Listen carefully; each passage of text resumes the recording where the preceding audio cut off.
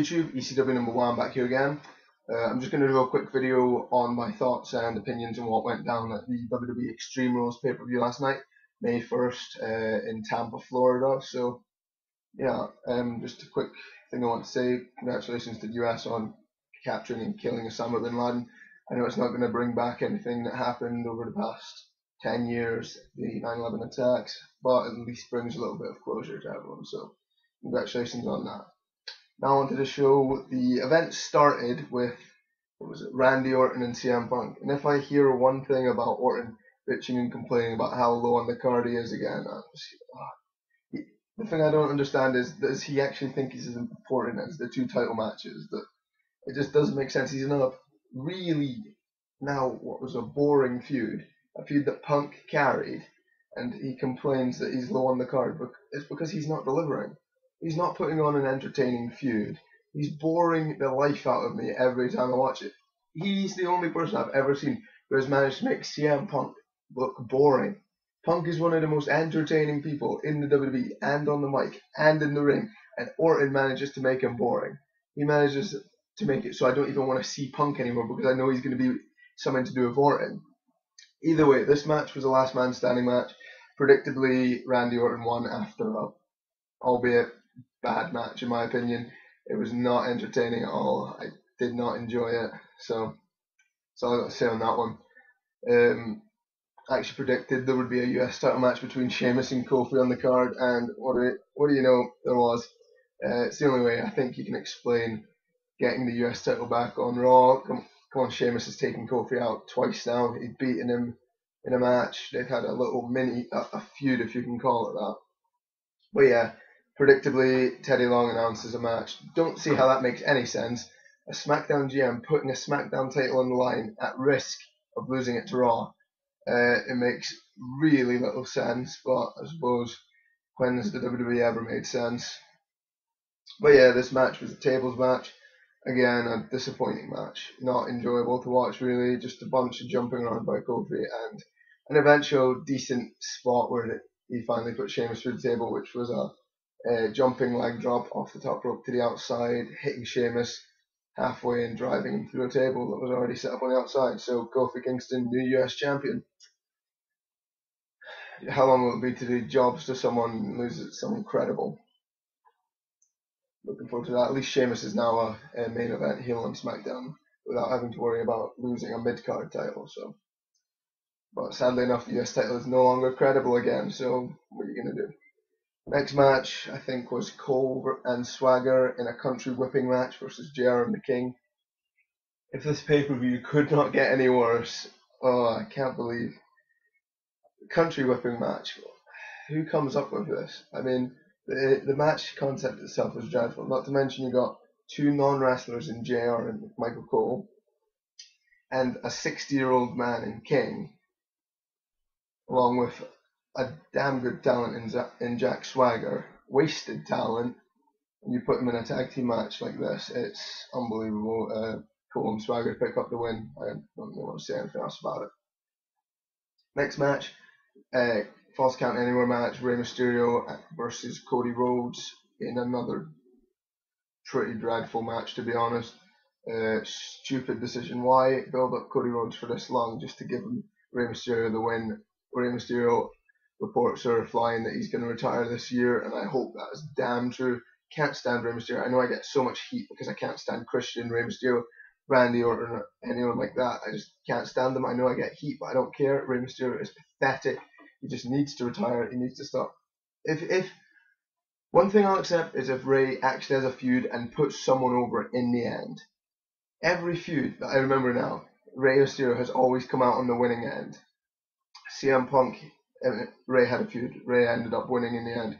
And now the Cody Rhodes feud. Cody is now one of my top favorite guys. An amazing heel, amazing talent in the ring, amazing on the mic. And then Rey Mysterio obviously they book Rey Mysterio to win the eventual culmination match of the feud, which makes Cody look bad and just pisses me off, to be honest. But yeah, a very bad match in my opinion. They just went around the arena a bit and uninteresting match. I don't think it was very good. So Rey Mysterio undeservingly picking up the win. Next match was the loser leaves WWE match between Layla and Michelle McCool. Typical Divas match, you can't really expect much from it, but I predicted this one right, and they finally did the right decision, even though reports were stating that Michelle McCool is currently going to leave until Undertaker comes back, so she doesn't have to be on the road and away from him this whole time, obviously.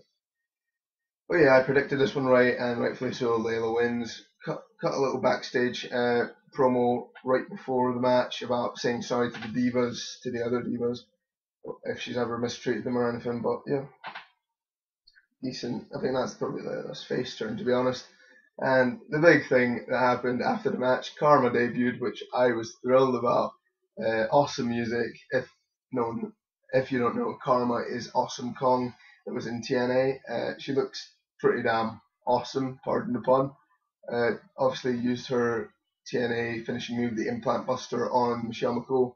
It's a good way to get her over straight away. The promos have been hyping her up so well, and if she's just going to be that kind of anti-diva, let's say, that not your traditional looking diva, and just runs through everyone in the Divas division.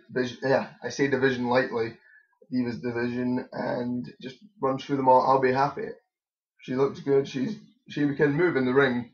I mean, I've seen her in TNA. That's when I used to watch TNA every week, and she was damn good. But yeah, looking forward to seeing what comes of her. The next match was Big Show and Kane versus Wade Barrett and Big Zeke of the Core in a lumberjack tag team match. Oh my god awful match. It's just another way for them to split up the Core. The Core is obviously splitting up soon. I mean, the fact that they've had Justin Gabriel and Heath Slater with heat between them, and then Big Zeke refused to help. Well, how do I say it? Refused to help Barrett kick out or anything from a pinning predicament, and cost them the match basically. Really unentertaining match. It's pretty much the theme of the whole show thus far. It's just bad. The second to last match on the card was Christian versus Alberto Del Rio, ladder match for the World Heavyweight title. Again, I predicted Christian would win it because he's the new Rey Mysterio. He's Rey Mysterio 2.0. I can't stand Christian. I mean, he's basically, everyone can't deny this. Everyone says Christian has worked his ass off for the world title. He has not. In honesty, Edge worked his ass off for the world title. Edge stuck in there. Christian has been carried his whole career. He was carried in a tag team by Edge. He was carried in mid-card feuds by everyone else. He hasn't worked his ass off for the world title. Edge stuck in there in 2005 when the going got tough, when they had to move up and step up. Christian gave up and went to TNA. That hardly, to me, says, yeah, he's worked his ass off. If you give up and go to TNA, okay, yeah, that's really working your ass off to get the world title, isn't it? Edge stuck in there, and look where he is now. He may be retired, but 11-time world champion.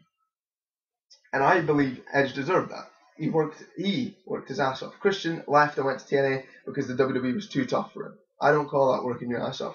And the thing is, if Christian stuck with the WWE, he'd probably have a hell of a lot more world title runs by now, and he would probably be one of my favourite stars because I'd have thought, yeah, he's worked his ass off. He's stuck in the WWE constantly. He's worked hard. He's put on decent matches. I'm not going to deny, he puts on decent matches, but he has nothing else. I don't think he's any good on the mic. I don't think he has that natural. He doesn't look like a champion. He's just a skinny guy that wears his tights too high, and I just can't stand him, to be honest. He hasn't worked at all. He gave up and went to TNA, and I don't call that working your ass off. But predictably, Christian wins the ladder match with an interference from Edge. Christian, the new Rey Mysterio. Eddie Guerrero dies, Rey Mysterio becomes world champ. Edge retires, Christian becomes world champ, and that is the only reason that Christian is currently world champ.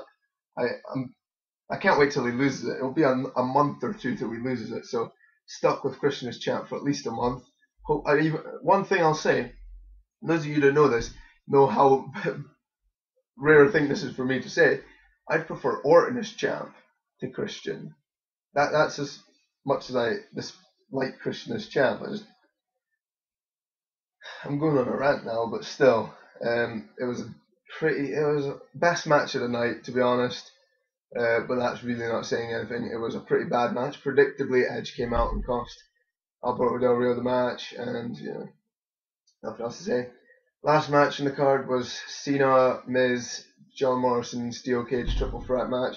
Predictably, R-Truth came out and cost Morrison the match, which I had a prediction on as well. I was hoping the Miz would win. There was no point giving Cena the belt. Cena's going to obviously walk into Mania 28 as WWE champ versus Rock. I mean, if it's a match that big, WWE nowadays are definitely going to give him the belt. But why? I don't see why he needs it yet.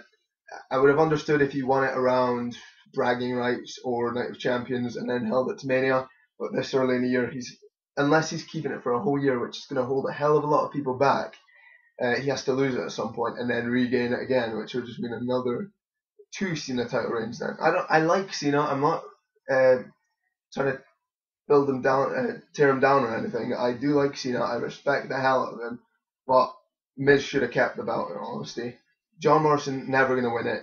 He's not ready for it. He has no mic skill whatsoever yet. Miz, he's good in the ring. He's good on the mic. He had an amazing first WWE title reign. And if you don't believe that, just look at other recent WWE title reigns. Rey Mysterio, both of his world title reigns, god awful. Sheamus, both of his reigns, god awful. Edge, his first reign lasted 28 days or something, or less. Orton's first reign as world champ, god awful. The only one I can think of is Cena that was decent. Batista was decent. They had good runs from WrestleMania 21 and onwards. But I can't think of any more recent people to win their first WWE Championship. Swagger, awful first world title run. It lasted a reasonable time, but god awful run. Just trying to think of anyone else now. I got nothing. But Miz, 159 days as WWE champ. I think that kind of shows how much he's grown and proved himself. Miz's run was damn good. I know everyone's going to complain that he had the cheap victories, which kind of held him down and not looked like a champion. But if you hold the belt that long, he's elevated himself all the way to the main event now, and I think he's a full-fledged main eventer. Obviously, I'm the ultimate Miz mark. I mark out for anything to do with the Miz. He's my favorite WWE star, so obviously I'm going to be supporting him. But in all honesty, this is an unbiased opinion on this now, that Miz should have walked out as WWE champion. John Morrison didn't deserve it yet. Cena didn't need it yet. Miz could still put on a good feud with newer faces that came over from SmackDown, but obviously Cena's probably going to have that SummerSlam feud with Alberto Del Rio for the WWE title. So I look forward to seeing that anyway, but that's pretty much it. So overall, Extreme Rules, pretty damn bad, but it looks cool. So that's the best thing I can say about it. But yeah, pretty bad event, not worth the money. Glad I didn't pay the money since I streamed it. But yeah, that's pretty much it.